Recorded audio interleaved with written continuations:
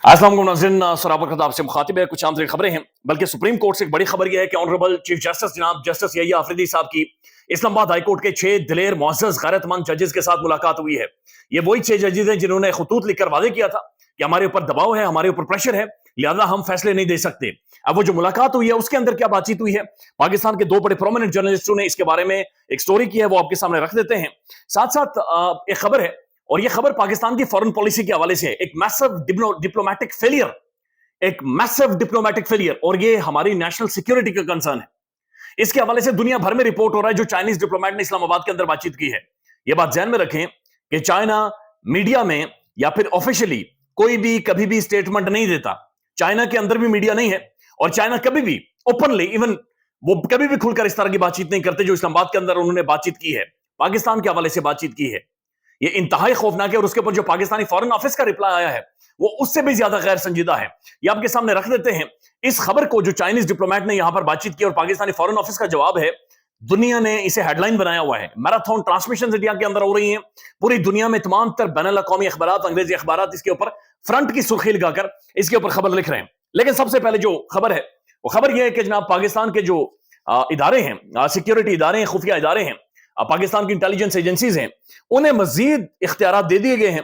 और मजीद इख्तियारात दे दिए गए हैं कि वो सिर्फ शुबे की बुनियाद पर, यानी शक की बुनियाद पर किसी भी बंदे को 3 माह तक अपने पास रख सकती हैं। 3 माह तक सिर्फ शुबे की बुनियाद पर, शक की बुनियाद पर एक कानून इन्होंने बना दिया, उसके अंदर तरमीम कर दी है, वो अपने पास रख सकती हैं। यह बात ध्यान में रखें कि पाकिस्तान इस वक्त, आज के दिन में, पाकिस्तान का most prominent lawyer Imran Khan का फोकल पर्सन इंतजार पंजोधा, उनके बारे में कोई नहीं है और महीना डेढ़ हो चुका है। इमरान रियाज खान साहब पाकिस्तान की सबसे बड़ी आवाज 4 माह हम सब के बीच में से, सेंटर में से उठाकर गायब किए गए हैं। आज तक उस बंदे की दाढ़ी सफेद है, उस बंदे के बाल सफेद है, वो आज तक सवाल पूछ रहा है। हम ठीक है इमरान रियाज खान साहब का वीलॉग देख लेते हैं, लेकिन ये एक शर्मिंदगी है। ये शर्म आना चाहिए, हम सबको शर्मिंदा होना चाहिए इमरान रियाज खान साहब के सामने कि वो एक सवाल पूछ रहा है। उसका चेहरा अपने आप में एक सवाल है, लेकिन हमारे पास कोई जवाब नहीं है। कम से कम हमें शर्मिंदा जरूर उस बंदे के सामने होना चाहिए। मैंने कुछ दिन पहले उनका इंटरव्यू किया है, वो कह रहे मुझे फिर खबर मिली है कि मुझे एक दफा फिर गायब किया जाएगा, मुझे एक दफा फिर उठाया जाएगा। पाकिस्तान के अंदर कोई पॉलिटिशियन ऐसा तहरीक इंसाफ का नहीं बचा जो गायब नहीं हुआ। गायब होने से मुराद ये है कि किसी अदालत में नहीं, किसी थाने में नहीं, किसी जगह पर मौजूद नहीं था। उसके बारे में इवन अहमद फरहाद साहब, कश्मीर के, मेरे मोहल्ले के, मेरे गांव के अहमद फरहाद की वालदा आकर इस्लामाबाद में नाक रगड़ती रही, कोई खबर नहीं, कोई इतलात नहीं मिली। ऐसा महसूस हो रहा है, यकीन करें, कि पाकिस्तान नॉर्थ कोरिया की तरह चलना शुरू हो गया। ये यही नॉर्थ कोरिया का तर्ज हुकूमत इन्होंने अपना लिया है। वहां पर भी एक बादशाह है, किम जोंग उन, उसके बारे में बात करना तो दूर की बात है, लोग सुबह उठकर पहले उस खानदान का तराना पढ़ते हैं, उस खानदान का तराना, फिर उसके मुजस्मे को सलूट मारते हैं और फिर आगे बढ़ते हैं।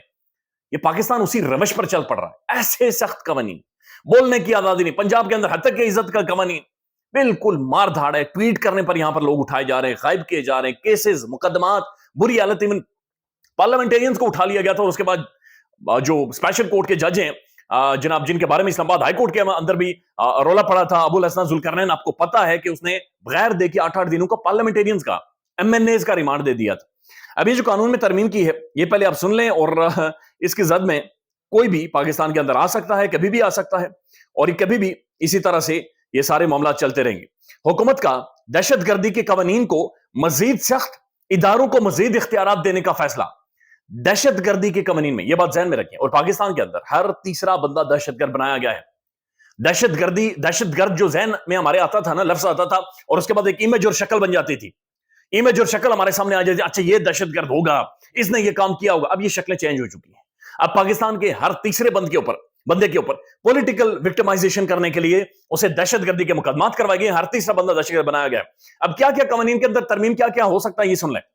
इस दादे दहशतगर्दी कवानीन में तरमीम के बाद सिक्योरिटी फोर्सेज यानी इंटेलिजेंस एजेंसीज या सिक्योरिटी इदारे किसी भी मुश्तबा शख्स को दहशतगर्दी के इल्जाम में, दहशतगर्दी के महज इल्जाम में 3 माह तक हिरासत में रख सकेंगे। और फिर उसके ऊपर जेआईटी बैठेगी। जेआईटी में कौन कौन होगा? पुलिस होगी, सिक्योरिटी फोर्सेज के साथ साथ इंटेलिजेंस एजेंसी के नुमाइंदे भी शामिल होंगे। 2 साल तक कानून नाफिज अमल रहेगा। फिर यानी बंदे को उठा, यानी मिसाल के तौर पर मुझे उठा लिया गया और मेरे ऊपर जो शक है मैं कोई दहशतगर्दी मुल्क के अंदर करवा रहा हूं, उसके बाद होगा कि जेआईटी बैठेगी, और जेआईटी के अंदर अगेन सिक्योरिटी और इंटेलिजेंस इदारों के लोग बैठे हुए, और अंदर सड़ी जाओ। उसके बाद क्या फैसला आएगा, ये किसी को इस बारे में कोई पता नहीं होगा, कोई खबर नहीं होगी। और दिस इज हाउ ये सारे मामला चलेंगे। ये इंतहाई اب یہ سنیں یہ کس شخص کو حراست میں رکھا جا سکتا ہے, کس طرح سے معاملات چلیں گے. مجوزہ ترمیم کے تحت مسلح افواج اور سول مسلح افواج کو جرائم میں ملوث شخص کو 3 ماہ تک حراست میں رکھنے کا اختیار ہوگا, جبکہ ملکی سلامتی, دفاع و امن و امان سے متعلق جرائم پر سیکیورٹی ادارے کسی بھی شخص کو 3 ماہ تک حراست میں رکھ سکیں گے. یہ ملکی سلامتی ہے, نیشنل سیکیورٹی. اچھا, نیشنل سیکیورٹی ڈیفائن کیسے ہوگی؟ میرے خیال میں جو ڈپلومیٹک فرنٹ پر یہ چائنا کے سامنے فیلئر ہے, یہ اصل ہماری نیشنل سیکیورٹی کمپرومائز ہوئی ہے. ہمارا ڈپلومیٹک فیلئر ہی ہماری دنیا اس وقت ڈپلومیسی کے اوپر چل رہی ہے. انٹرنیشنل ریلیشنز کا میں خود اسٹوڈنٹ ہوں, بین الاقوامی تعلقات ہی آج کی ریالٹی ہے. آج ڈپلومیسی ہی دنیا کے اندر وہ علوم ہے, یا وہ ایک سکل ہے, یا وہ ایک ریاستی کاوش ہے جو کہ ایک حقیقت ہے. اس کے علاوہ سب فراڈ ہے, اس کے علاوہ سب جھوٹ ہے, سب دھوکہ ہے. لہذا ڈپلومیٹکلی ہم کہاں پر فیل ہو رہے ہیں؟ چائنا کے حوالے سے. لہذا ملک کی سلامتی, دفاع اور امن و امان. امن و امان کیا کسے کہتے ہیں آپ؟ امن و امان یعنی پروٹیسٹ کرنے کو, احتجاج کرنے کو, یا امن و امان کے خلاف کوئی ایک حرکت یا دہشت گردی قرار دیں گے. اسلام آباد کے اندر انہوں نے قانون بنا دیا کہ یہاں پر اگر آ کر کوئی پروٹیسٹ کرے گا 3 سالوں کے لیے اندر ڈال دیں گے. تو یہ بڑا خوفناک عمل ہے, بہت ہی خوفناک چیز ہے. اور یہ محسوس ہو رہا ہے کہ بالکل ایک نارتھ کوریا کے ماڈل کے اوپر ہم چل پڑے, اور نارتھ کوریا کی طرح ایک خاندان کو ہمیں شاید سلوٹ مار کر صبح اٹھنا پڑے گا. مجسمے ان کے لگے ہوں گے, انہیں اٹھ کر سلوٹ مار کر ہم آگے جائیں گے. یونیفارم ان کے مرضی کا ہوگا نارتھ کوریا میں. ایون جو بال کٹواتے ہیں وہاں کے لوگ, وہ بھی اس خاندان کی مرضی کے مطابق, بلکہ آپ پینٹ نہیں پہن سکتے جو کہ وہ خاندان پہنتا ہے. ہم بھی بدقسمتی سے, اٹس ویری ویری ٹیربل. یہ بڑی خوفناک چیزیں جو کہ ہو رہی. اب یہ جناب وسیم صاحب اور جو مریم نواز صاحب ہیں, جیو ٹیلی ویژن کی پرومیننٹ جرنلسٹ ہیں, رپورٹرز ہیں یہ دونوں.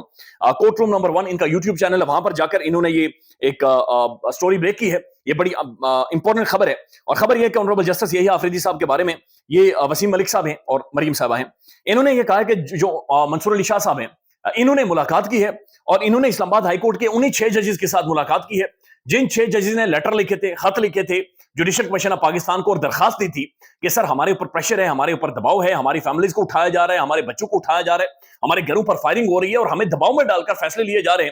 لہذا ہمیں کوئی ہدایت جاری کریں کہ ہم ان تمام تر معاملات کے ساتھ کیسے ہم کسی طرح سے آگے جا سکتے ہیں. اس کا حل کرنے کا ذمہ داری قاضی فائز صاحب کے اوپر تھی, لیکن قاضی صاحب نے, وہ جو بندر ہوتا ہے نا, وہ جنگل میں ایک دفعہ جنگ لگ گئی.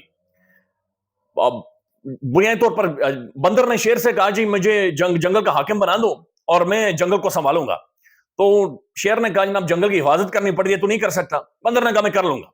تو پھر شیر چلا گیا, پیچھے بندر بچا, جنگل میں آگ لگ گئی.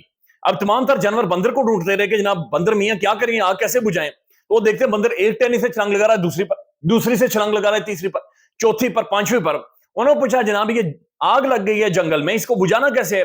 بندر نے کہا, انہوں نے کہا آگ کو چھوڑو, آپ میری آنیاں جانیاں دیکھیں. ادھر گیا ادھر. تو قاضی صاحب نے اس کے اوپر آنیاں جانیاں کی, فلانا جج اس کے اوپر بیٹھے گا, فلانا جج دیکھے گا, اور تمام تر ججز نے بابا جی کا ٹھلو کیا اس کے اوپر, اور ابھی تک کوئی بھی چیز کھل کر سامنے نہیں آئی.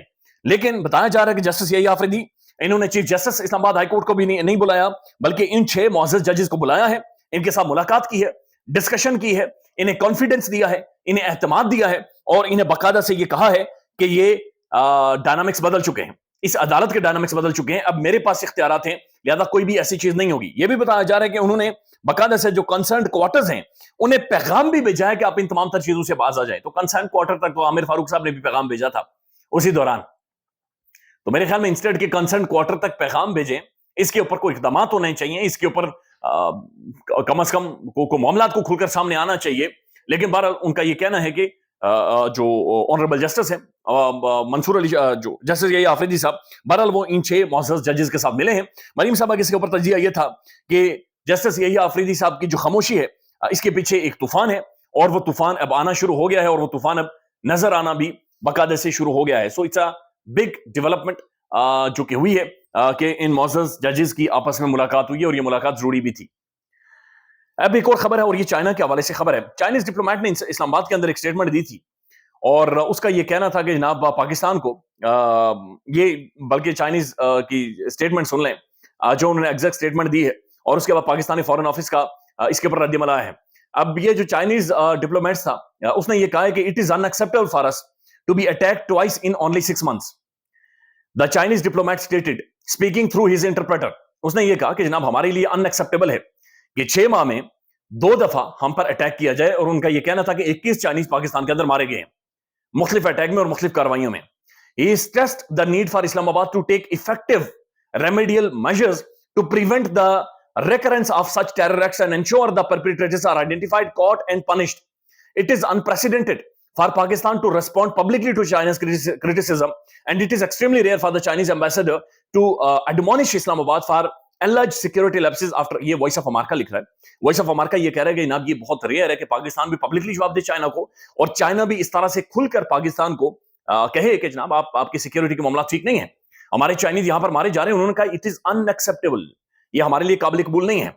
अब इसके ऊपर जो foreign ministry spokesperson Mumtaz Baloch साहब आए, सेड इन इन्होंने जो वीकली कॉन्फ्रेंस है उसके अंदर ये कहा है कि जनाब जो चाइनीज ने जो जवाब दिया है, चाइना ने जो इस तरह से खुलकर बातचीत की है, उन्होंने कहा ये it's the Chinese personal in the country calling the comments perplexing and contrary to the established diplomatic traditions between the neighbors. उन्होंने कहा ये perplexing है, ये हैरत ज़्यादा, we are flabbergasted, यानी हम समझ नहीं आ रही कि हम ये किस तरह से इन्होंने ये सारी चीजें कही हैं। उनका ये कहना है कि बुनियादी तौर पर ये हमारे जो डिप्लोमेटिक ट्रेडिशंस हैं, ये उन ट्रेडिशन से, डिप्लोमेटिक ट्रेडिशन से बहुत ज्यादा हटकर। आपका जो फॉरेन मिनिस्टर है वो इसाक डार है, इसाक डार की जीरो क्वालिफिकेशन है फॉरेन अफेयर्स में, डिप्लोमेसी में, डिप्लोमेटिक मामलात को चलाने में, दुनिया को एंगेज करने में, दुनिया के साथ चीजों को डिस्कस करके मामलात को आगे ले जाने में जीरो अंडरस्टैंडिंग है मोहतरम इसाक डार साहब की, जीरो क्वालिफिकेशन है उनकी। जब आप ऐसे लोगों को लगाकर फिर नजकारी के भी, फिर उसके बाद डिप्टी प्राइम मिनिस्टर भी, अगर ठट्ठा और शुगल लगाना है, बट दैट आल्सो शोज कि शायद एक पॉलिसी शिफ्ट हमारा बाता हुआ महसूस हो रहा है कि हम फॉरेन पॉलिसी के ऊपर चाइना को उतनी अहमियत नहीं दे रहे जितनी हम शेखों को और जितनी हम अमेरिकन को दे रहे हैं, और बाकायदा स्कूल कर नजर आ रही है। मियां साहब भी उधर जा रहे हैं, छोटे मियां साहब इधर जा रहे हैं, जनाब शेखों के साथ मुलाकातें कर रहे हैं, इंडिया के साथ वो कह रहे हैं मोदी जी यहां पर नहीं आए। शायद हम, मेरे ख्याल में एक अमेरिकन प्रेशर की वजह से हम इंडियन डोमिनेंस को कहीं ना कहीं पर अपने सीने से लगाने के लिए तैयार हो बैठे। ख्याल रखिएगा, अल्लाह हाफिज।